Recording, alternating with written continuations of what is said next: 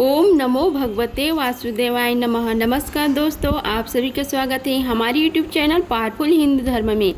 आज हम आप सभी को भादव मास में श्रीमद् भागवत महापुराण में द्वितीय स्कंद में कथा अध्याय 30 और 31 का रसपान कराएंगे। आइए रसपान कीजिए कथा अध्याय 30 का, जिसमें वर्णन है राजा का सृष्टिक विषय प्रश्न और श्री सुखदेव जी का कथा आरंभ। श्री सूत जी महाराज कहते हैं कि सुखदेव जी के वचन भागवत तत्व का निश्चय कराने वाले थे। उत्तरानंद राजा परीक्षित ने उन्हें सुनकर अपनी शुद्ध बुद्धि भगवान श्री कृष्ण के चरणों में अन्योन्य भाव से समर्पित कर दी। शरीर, पत्नी, पुत्र, महल, पशु, धन, भाई बंधु और निष्कटक राज्य में नित्य के अभ्यास के कारण उनकी दृढ़ ममता हो गई थी। एक क्षण में ही उन्होंने उस ममता का त्याग कर दिया। हे शनौक जी ऋषियों, महामनस्वी परीक्षित ने अपनी मृत्यु का निश्चित समय जान लिया था, इसलिए उन्होंने धर्म, अर्थ और काम से संबंध रखने वाले जितने भी कर्म थे उनका संन्यास कर दिया। इसके बाद भगवान श्री कृष्ण में सुदृढ़ आत्मा भाव को प्राप्त होकर बड़ी श्रद्धा से भगवान श्री कृष्ण की महिमा सुनने के लिए उन्होंने श्री सुखदेव जी से यही प्रश्न किया कि जिसे आप लोग मुझसे पूछ रहे हैं। परीक्षित ने पूछा, भागवत स्वरूप मुनिवार, आप परम पवित्र और सर्वज्ञ हैं। आपने जो कुछ कहा है वह सत्य एवं उचित है। आप जय जय भगवान की कथा कहते जा रहे हैं, तोए तोए मेरे अज्ञान का पर्दा फटता जा रहा है।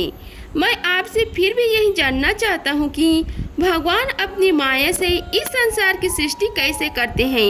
इस संसार की रचना तो इतनी रहस्यमय है कि ब्रह्म आदि समर्थ लोकपाल भी इसके समझने में भूल कर बैठते हैं। भगवान कैसे इस विश्व की रक्षा और फिर संहार करते हैं। अनंत शक्ति परमात्मा किन किन शक्तियों का आश्रय लेकर अपने आप को खिलौना बनाकर खेलते हैं। वे बच्चों के बनाए हुए घरौंदों की तरह ब्राह्मणों को कैसे बनाते हैं और फिर किस प्रकार बात की बात में मिटा देते हैं। भगवान श्री हरि की लीलाएं बड़ी अद्भुत अचिंत्य है, इसमें संदेह नहीं है। बड़े बड़े विद्वानों के लिए भी उनकी लीला का रहस्य समझना अत्यंत कठिन प्रतीत होता है। भगवान तो अकेले ही हैं। वे बहुत से कर्म करने के लिए पुरुष रूप से प्रकृति की विभिन्न गुणों को एक साथ ही धारण करते हैं अथवा अनेक अवतार ग्रहण करके उन्हें कर्मशः धारण करते हैं। हे मुनिवर, आप वेद और ब्रह्म तत्व दोनों की पूर्ण मर्मज्ञ हैं, इसलिए मेरे इस संदेह का निवारण कीजिए। श्री सूत जी कहते हैं, जब राजा परीक्षित ने भगवान के गुणों का वर्णन करने के लिए उनसे इस प्रकार प्रार्थना की, तब श्री सुखदेव जी ने भगवान श्री कृष्ण का बार बार स्मरण करके अपना प्रवचन आरंभ किया। श्री सुखदेव जी ने कहा, उन पुरुषोत्तम भगवान के चरण कमलों में मेरे कोटि कोटि प्रणाम हैं, जो संसार की उत्पत्ति, स्थिति और प्रलय की लीला करने के लिए सत्व, रज तथा तमोगुण रूप तीन शक्तियों को स्वीकार कर ब्रह्म, विष्णु और शंकर का रूप धारण करते हैं, जो समस्त चर अचर प्राणियों के हृदय में अंतर्यामी रूप से विराजमान हैं, जिनका स्वरूप और उसकी उपलब्धि का मार्ग बुद्धि के विषय नहीं है, जो स्वयं अनंत है तथा जिनकी महिमा भी अनंत है। हम पुनः बार बार उनके चरणों में नमस्कार करते हैं, जो सत्पुरुषों का दुख मिटाकर उन्हें अपने प्रेम का दान करते हैं, दुष्टों की सांसारिक बढ़ती रोक कर उन्हें मुक्ति देते हैं तथा जो लोग परमहंस आश्रम में स्थित हैं उन्हें उनकी भी अभिष्ट वस्तु का दान करते हैं, क्योंकि चर अचर समस्त प्राणी उन्हीं की मूर्ति हैं, इसलिए किसी से भी उनका पक्षपात नहीं है। जो बड़े ही भक्त वत्सल हैं और हठपूर्वक भक्तिहीन साधन करने वाले लोग जिनकी छाया भी नहीं छू सकते, जिनके समान भी किसी ऐश्वर्य नहीं है, फिर उससे अधिक तो हो ही कैसे सकता है।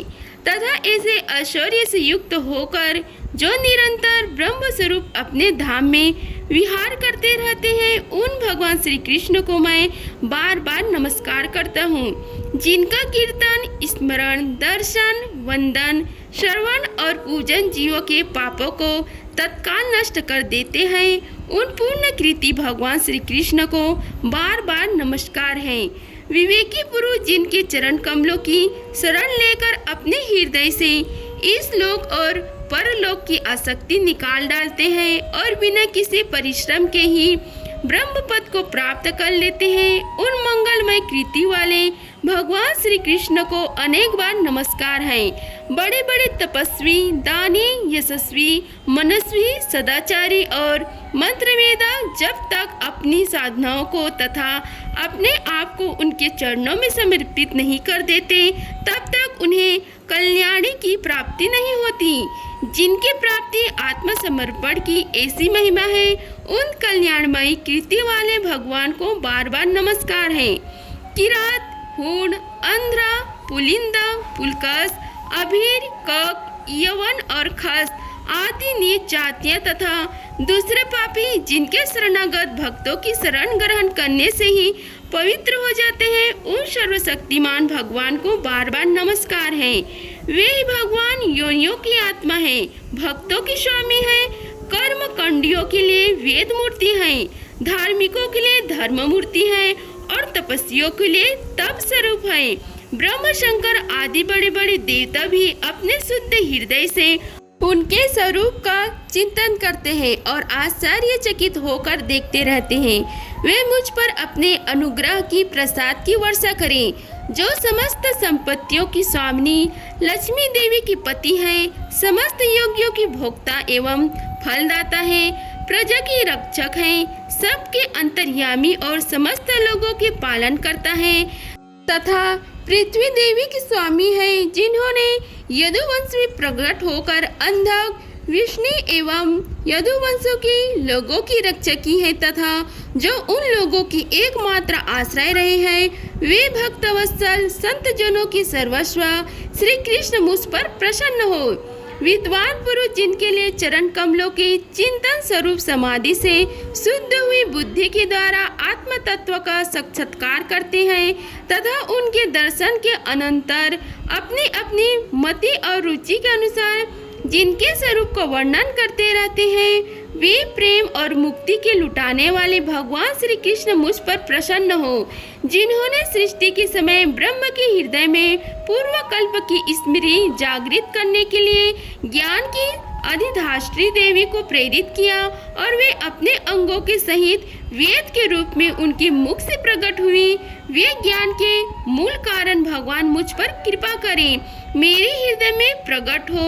भगवान ही पंच महाभूतों से इन शरीरों का निर्माण करके इनमें जीवन रूप से शयन करते हैं और 5 ज्ञानेंद्रियों, 5 कर्म इंद्रियां, 5 प्राण और 1 मन, इन 16 कलाओं से युक्त होकर इनके द्वारा 16 विषयों को भोग करते हैं। वे सर्वभूतमय भगवान मेरी वाणी को अपने गुरु से अलंकृत कर दे।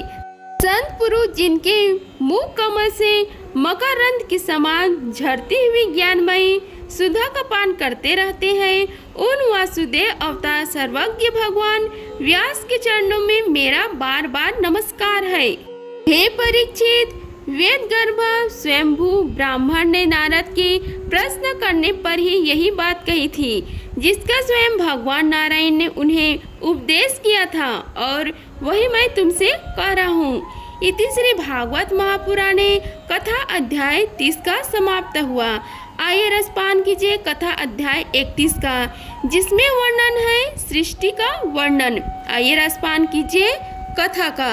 श्री नारद जी ने पूछा, हे पिताजी, आप केवल मेरी ही नहीं सबके पिता, समस्त देवताओं से श्रेष्ठ एवं सृष्टि करता है। आपको मेरा प्रणाम है। आप मुझ पर वह ज्ञान दीजिए जिससे आत्म तत्व का साक्षात्कार हो जाता है। हे पिताजी, इस संसार का क्या लक्षण है, इसका आधार क्या है, इसका निर्माण किसने किया है, इसका प्रलय किसमें होता है और यह किसके अधीन है, और वास्तव में यह है क्या वस्तु, आप इसका तत्व बतलाइए। आप तो यह सब कुछ जानते हैं, क्योंकि जो कुछ हुआ है, हो रहा है या होगा, उसके स्वामी आप ही हैं। यह सारा संसार हथेली पर रखे हुए आंवले के समान आपकी ज्ञान दृष्टि के अंतर्गत ही है। हे पिताजी, आपको यह ज्ञान कहाँ से मिला? आप किसके आधार पर ठहरे हुए हैं? आपका स्वामी कौन है और आपका स्वरूप क्या है? आप अकेले ही अपनी माया से पंचभूतों के द्वारा प्राणियों की सृष्टि कर लेते हैं। कितना अद्भुत है! जैसे मकड़ी अनायास ही अपने मुंह से जाला निकालकर उसमें खेलने लगती है, वैसे ही आप अपनी शक्ति के आश्रय से जीवों को अपने में ही उत्पन्न करते हैं और फिर भी आप में ही कोई विकार नहीं होता। जगत में नाम, रूप और गुणों से जो कुछ जाना जाता है, उसमें मैं ऐसी कोई सत, असत, उत्तम, मध्य या अधम वस्तु नहीं देखता जो आपके सिवाय और किसी से उत्पन्न हुई हो। इस प्रकार सबके ईश्वर होकर भी आपने एकाग्रचित्त होकर घोर तपस्या की। इस बात से मुझे मोह के साथ साथ बहुत बड़ी शंका भी हो रही है कि आपसे बड़ा कोई और भी है क्या? हे पिताजी, आप सर्वज्ञ और सर्वेश्वर हैं। जो कुछ मैं पूछ रहा हूँ वह सब आप कृपा करके मुझे इस प्रकार समझाइए कि जिससे मैं आपके उपदेशों को ठीक ठीक समझ सकूं। ब्रह्म जी ने कहा, हे बेटा नारद, तुमने जीवों के प्रति करुणा के भाव से भरकर यह बात बहुत ही सुंदर प्रश्न किया है, क्योंकि इससे भगवान के गुणों का वर्णन करने की प्रेरणा मुझे प्राप्त हुई है। तुमने मेरे विषय में जो कुछ कहा है, तुम्हारा वह कथन भी असत्य नहीं है, क्योंकि जब तक मुझसे परेका का तत्व जो स्वयं भगवान ही है जान नहीं लिया जाता, तब तक मेरा ऐसा ही प्रभाव प्रतीत होता है। जैसे सूर्य, अग्नि, चंद्रमा, ग्रह, नक्षत्र और तारे उन्हीं के प्रकाश से प्रकाशित होकर जगत में प्रकाश फैलाते हैं, वैसे ही मैं भी उन्हीं स्वयं प्रकाश भगवान के चिन्मय प्रकाश से प्रकाशित होकर संसार को प्रकाशित कर रहा हूँ। उन भगवान वासुदेव की मैं वंदना करता हूँ और ध्यान भी, जिनके दुर्जय माया से मोहित होकर लोग मुझे जगत गुरु कहते हैं। यह माया तो उनकी आंखों के समान ठहरती ही नहीं है, झेप कर दूर ही भाग जाती है, परंतु संसार के अज्ञानी जन उसी से मोहित होकर यह मैं हूँ, यह मेरा है, इस प्रकार बकते रहते हैं। भक्त स्वरूप नारद, द्रव, कर्म, काल, स्वभाव और जीव वास्तव में भगवान से भिन्न दूसरा कोई भी वस्तु नहीं है। वेद नारायण के परायण है, देवता भी नारायण के ही अंगों में कल्पित हुई है और समस्त यज्ञ भी नारायण की प्रसन्नता के लिए ही है, तथा उनसे जिन लोगों की प्राप्ति होती है वे भी नारायण में ही कल्पित है। सब प्रकार के योग भी नारायण की प्राप्ति के ही हेतु हैं। सारी तपस्या नारायण की ही ओर ले जाने वाली है। ज्ञान के द्वारा भी नारायण ही जाने जाते हैं। समस्त साध्य और साधनों का पर्यवसान भगवान नारायण ही है। वे दृष्टा होने पर भी ईश्वर है, स्वामी है, निर्विकार होने पर भी सर्वस्वरूप है। उन्होंने ही मुझे बनाया है और उनकी दृष्टि से ही प्रेरित होकर मैं उनकी इच्छा अनुसार सृष्टि का रचना करता हूँ। भगवान माया के गुणों से रहित एवं अनंत है। सृष्टि, स्थिति और प्रलय के लिए रजोगुण, सद्गुण और तमोगुण, ये तीन गुण माया के द्वारा उनमें स्वीकार किए गए हैं। यही तीनों गुण द्रव्य, ज्ञान और क्रिया का आश्रय लेकर मायातीत नित्य मुक्त पुरुष को ही माया में स्थित होने पर कार्य, कारण और कर्तापन के अभिमान से बांध लेते हैं। हे नारद, इंद्रियातीत भगवान गुणों के इन आवरण से अपने स्वरूप को भली भांति ढक लेते हैं, इससे लोग उनको नहीं जान पाते। सारे संसार और मेरे भी एकमात्र स्वामी वे ही हैं।